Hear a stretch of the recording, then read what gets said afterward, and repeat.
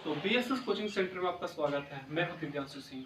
आप लोगों ने दूसरा वीडियो देख चुके होंगे और जिन बच्चों ने नहीं देखा है तो पहले वो वीडियो देख लें, क्योंकि वो वीडियो देखने के बाद ही इस वीडियो को देखें। तो जिन बच्चों ने देखा है तो आज मैं आप लोगों को सेंटेंस के बारे में पढ़ाने जा रहा हूँ, और जिसमें मैंने आप लोगों को पिछले वीडियो में अफर्मेटिव सेंटेंस के बारे में बताया था। आज मैं आप लोगों को अफर्मेटिव के कुछ सम एग्जांपल्स दूंगा जिससे आप लोगों को करना होगा, और कमेंट में भी लिखिएगा। और साथ साथ में आप लोगों को निगेटिव और इंट्रोगेटिव का फर्स्ट टाइप सेकंड टाइप भी इसमें एक्सप्लेन करके आपको बताते हैं। चलते हैं वीडियो की तरफ। अफर्मेटिव के कुछ एग्जांपल्स हैं। ये एग्जांपल्स के लिए मैंने कुछ कॉपी ली है, आप देख सकते हैं। जिसमें अगर मैंने पिछला आपको बताया था जैसे अफर्मेटिव सेंटेंस के बारे में, जिसमें पहला एग्जांपल आपको यहाँ पर कुछ प्रैक्टिस करवा लेता हूं। जैसे पिताजी दफ्तर में हैं। पिताजी दफ्तर में हैं, ठीक है। तो पिताजी माय फर्स्ट, दूसरा पीछे से जाएंगे, दूसरा ये तीसरा ये चौथा। तो पिताजी के लिए क्या होता है, जैसे द फादर लगा सकते हैं। फिर इसके बाद क्या आ जाएगा, इसका प्रयोग हो जाएगा दूसरे नंबर पर। तीसरे नंबर पर क्या आता है, इन का प्रयोग। तो चौथे नंबर पर क्या आता है, तो इन। फिर इसके बाद office, the father is in office. पिताजी दफ्तर में हैं। अब अगला एग्जांपल आता है, जैसे आप लोग भी कीजिएगा, बताता हूं। मेरा सबसे प्रिय पुत्र महेश बहुत छोटा है। लिख देता हूं, मेरा सबसे प्रिय पुत्र महेश सबसे छोटा है। ध्यान दीजिएगा, मेरा सबसे प्रिय पुत्र महेश एक में आ सकता है, माय फर्स्ट। फिर इसके बाद क्या आ रहा है, सबसे छोटा है। अब यहां पर ये पहला हुआ, दूसरा क्या हो सकता है, मेन वर्ब आना चाहिए। हेल्पिंग वर्ब से कहते हैं हेल्पिंग वर्ब। फिर मेन वर्ब क्या हो जाता है, तुम्हारा सबसे छोटा। तो यहां पर क्या आ जाएगा, तीसरा। तो आगे यहां पर कहता है मेरा सबसे प्रिय पुत्र महेश। तो इससे my dear son Mahesh, my dear son Mahesh, my dear son Mahesh. अब यहां पर एक पुत्र के बारे में चर्चा हो रहा है, इसलिए यहां पर मेरा सबसे प्रिय, यहां पर डियर का मतलब सबसे प्रिय का मतलब होता है। इसका मतलब होता है मेरा सबसे प्रिय पुत्र महेश है, क्या है, सबसे छोटा है। तो यहाँ पर सबसे छोटा के लिए क्या होता है, यहाँ पर आप यंगर लगा सकते हो, वेरी यंगर लगा सकते हो आप, वेरी यंगर।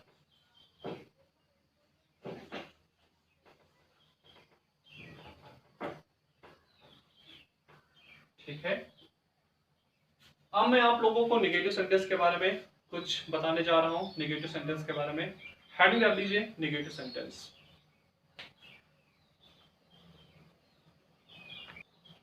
दोस्तों, अब नेगेटिव सेंटेंस के बारे में एक्सप्लेन करने जा रहा हूं, जिसे हिंदी में कहते हैं नकारात्मक वाक्य। आप लोगों को ये तो पता ही होगा, अगर जिन वाक्यों के बीच में अगर नहीं शब्द आता है, जिसके लिए आप नॉट का प्रयोग करेंगे। अगर कभी नहीं शब्द आता है तो उसके लिए आप लोग नेवर का प्रयोग करेंगे, ठीक है। इसका स्ट्रक्चर तैयार होता है, जिसमें आप लोग पहले लिखेंगे सब्जेक्ट लिखेंगे, देन इसके बाद क्या लिखेंगे, इज या एम या आर प्लस नॉट या नेवर प्लस मेन वर्ब की फर्स्ट फॉर्म प्लस ऑब्जेक्ट, और देन इसके बाद फुल स्टॉप। जैसे एक एग्जांपल आता है नेगेटिव सेंटेंस के लिए, एग्जांपल जैसे आता है, मेरा भाई इस कॉलेज का विद्यार्थी नहीं है। ध्यान से सुनिएगा, मेरा भाई इस कॉलेज का, या इस विद्यालय लगा देता हूं, इस विद्यालय का विद्यार्थी नहीं है। दोस्तों, जैसे कि मैंने आप लोगों को जितने वीडियो में पहले बताया था, नंबरिंग वाइज से आप नंबरिंग वाइज से प्रयोग कर सकते हैं। मेरा भाई नंबर 1, ये दूसरा, ये तीसरा, चौथा, पांचवा, छठा, ये छठा एक में ही आएगा। अब मैंने नंबर जो डाला है इसमें ध्यान से सुनिएगा, क्योंकि जैसे स्ट्रक्चर में चल रहा है नंबरिंग वाइज से, मैंने उसी प्रकार से इसमें भी किया है। क्योंकि पहले नंबर पर सब्जेक्ट आता है तो पहले नंबर पर सब्जेक्ट, दूसरे नंबर पर इज एम आ रहा है तो दूसरे नंबर पर इज एम आ, तीसरे नंबर पर नॉट या नेवर आ रहा है तो तीसरे नंबर पर क्या आता है, नहीं या कभी नहीं। फिर इसके मेन वर्ब की फर्स्ट फॉर्म या मेन वर्ब की फर्स्ट फॉर्म प्लस ऑब्जेक्ट, ये सारी चीजें हमारे क्या हो जाते हैं, ऑब्जेक्ट के बारे में। तो यहां पर कैसे बनेगा, जैसे मेरा भाई तो माई ब्रदर। फिर इसके बाद क्या हो जाएगा, इज हो जाएगा, नहीं शब्द के लिए होता है नॉट हो जाता है, और विद्यार्थी के लिए क्या होता है, स्टूडेंट होता है। यहां पर का शब्द लिखा है, का की के, इसकी इंग्लिश होती है ऑफ होता है, लिख देता हूं का की के, इंग्लिश इसकी क्या होती है, ऑफ होती है।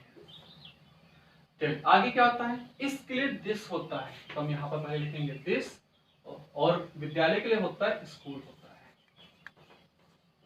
दोस्तों, my brother is not student of this school. Hindi में देखो, पीछे से किसका भी निकलता है, पहले सब्जेक्ट उठाएंगे, मेरा भाई इस विद्यालय का विद्यार्थी नहीं है। फिर से देखो, मेरा भाई इस विद्यालय का विद्यार्थी नहीं है। ओके, अब अगला एग्जांपल लिखिएगा, तुम्हारा भाई आलसी और मक्कार नहीं है। नोट कीजिएगा, तुम्हारा भाई आलसी और मक्कार नहीं है।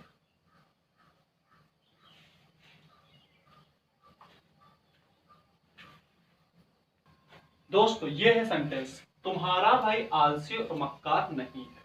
तो तुम्हारा भाई, माय फर्स्ट, ये सेकेंड, ये थर्ड, ये फोर्थ, ये फाइव, ये सिक्स। फिर से तो यहां पर क्या हो जाएगा, योर ब्रदर इज नॉट, मक्कार के लिए होता है कैनिंग, फिर इसके बाद और के लिए एंड, और आलसी के लिए लेजी। सेंटेंस का अर्थ, तुम्हारा भाई आलसी और मक्कार नहीं है। ओके दोस्तों, अब चलते हैं सेंटेंस की तरफ, अर्थात आपके अगले सेंटेंस पर, जिसका नाम क्या है, इंट्रोगेटिव सेंटेंस के बारे में। इंट्रोगेटिव सेंटेंस के दो टाइप्स होते हैं, एक होता है फर्स्ट टाइप, एक होता है सेकंड टाइप। अब फर्स्ट टाइप के बारे में हेडिंग डालिएगा, इंट्रोगेटिव फर्स्ट टाइप। दोस्तों, इंट्रोगेटिव सेंटेंस का फर्स्ट टाइप के बारे में एक्सप्लेन करने जा रहा हूं। अगर आप लोगों के, अर्थात जिन वाक्यों के प्रारंभ में, क्या कह रहा हूं, प्रारंभ में क्या शब्द आए, क्या शब्द आए, क्या कह रहा हूं, जिन वाक्यों के प्रारंभ में क्या शब्द आए, ठीक है, तो क्या शब्द आए, वह इंट्रोगेटिव सेंटेंस का फर्स्ट टाइप कहलाता है। दोस्तों, क्या, पहले यहां पर इन्वर्टेड कॉमा में रख देता हूं। अब याद रखिएगा, न्यू लाइन से लिखिएगा, क्या शब्द के लिए कभी भी व्हाट का प्रयोग नहीं करते हैं। क्या शब्द के लिए हम व्हाट का प्रयोग नहीं करते हैं, अगर ये प्रारंभ में, स्टार्टिंग में ही आता है तो इसके लिए हम व्हाट का प्रयोग नहीं करते हैं, बल्कि हेल्पिंग वर्ब का यूज करते हैं, हेल्पिंग वर्ब का यूज करते हैं। ओके, अब अगला क्या आता है, जैसे मैं इसका स्ट्रक्चर बता देता हूं, जिसमें पहला आता है आपका जैसे इज या एम या आर, प्लस इसके बाद तुम्हें सब्जेक्ट लिखना पड़ेगा, प्लस इसके बाद तुम्हारा मेन वर्ब की फर्स्ट फॉर्म लिखनी पड़ेगी प्लस ऑब्जेक्ट और देन इसके बाद पुलिस, फिर देन इसके बाद क्वेश्चन मार्क। ये है इसका स्ट्रक्चर। अब अगर इसका एग्जाम्पल आता है तो इसका एग्जाम्पल आप लिखिएगा, क्या यह सिक्का खोटा है? क्या यह सिक्का खोटा है?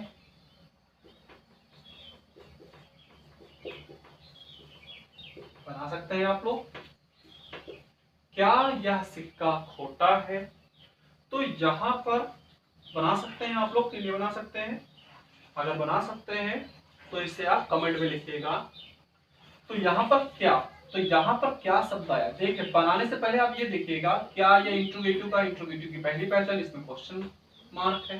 दूसरी बात, ये फर्स्ट टाइप है सेकंड टाइप है, क्योंकि ये फर्स्ट टाइप क्योंकि शुरुआत में ही क्या शब्द आया है।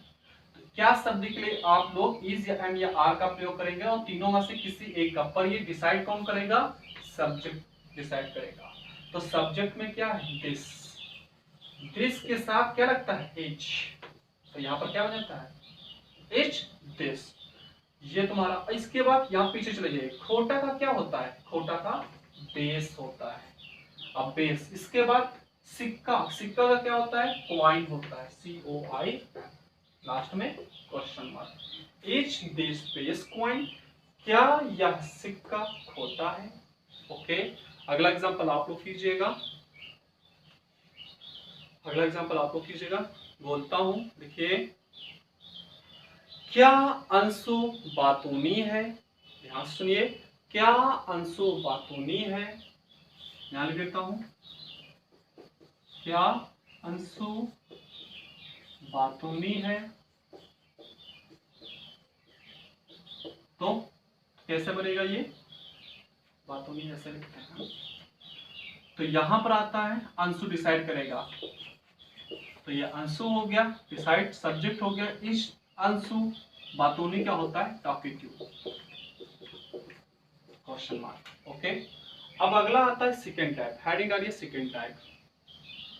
दोस्तों अब आता है इंट्रोगेटिव सेंटेंस का सेकंड टाइप। सेकंड टाइप का मतलब होता है जैसे जिन वाक्यों के बीच में क्या, क्यों, कब, कैसे, कहां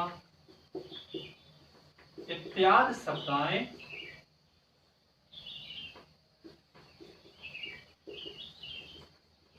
वह इंट्रोगेटिव का सेकेंड टाइप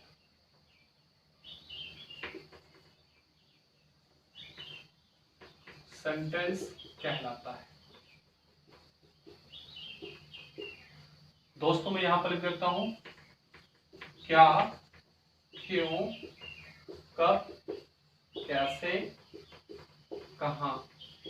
इसकी इंग्लिश क्या के लिए होती है? व्हाट, क्यों के लिए होती है? व्हाई, कब के लिए होती है? व्हेन, कब को जब भी कहते हैं, कैसे के लिए होता है? हाउ, और कहां के लिए होता है? वेयर। दोस्तों अगर ये शब्द आते हैं तो से लिखिएगा, उपरोक्त दिए गए शब्द आने पर, उपरोक्त दिए गए शब्द आने पर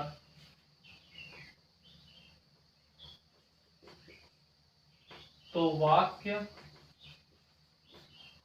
तो अंग्रेजी में वाक्य बनाते समय, अंग्रेजी में वाक्य बनाते समय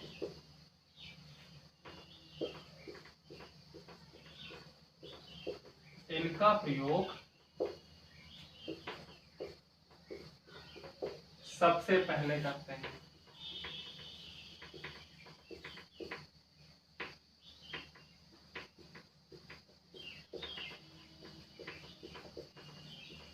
दोस्तों जिन वाक्यों के बीच में क्या, क्यों, कब, कैसे, कहां इत्यादि शब्द आए तो वह इंट्रोगेटिव का सेकेंड टाइप सेंटेंस होता है। जैसे क्या, क्यों, कब, कैसे। इसकी इंग्लिश होती है क्या के लिए व्हाट, क्यों के लिए व्हाई, कब के लिए व्हेन, कैसे के लिए हाउ, कहाँ के लिए वेयर।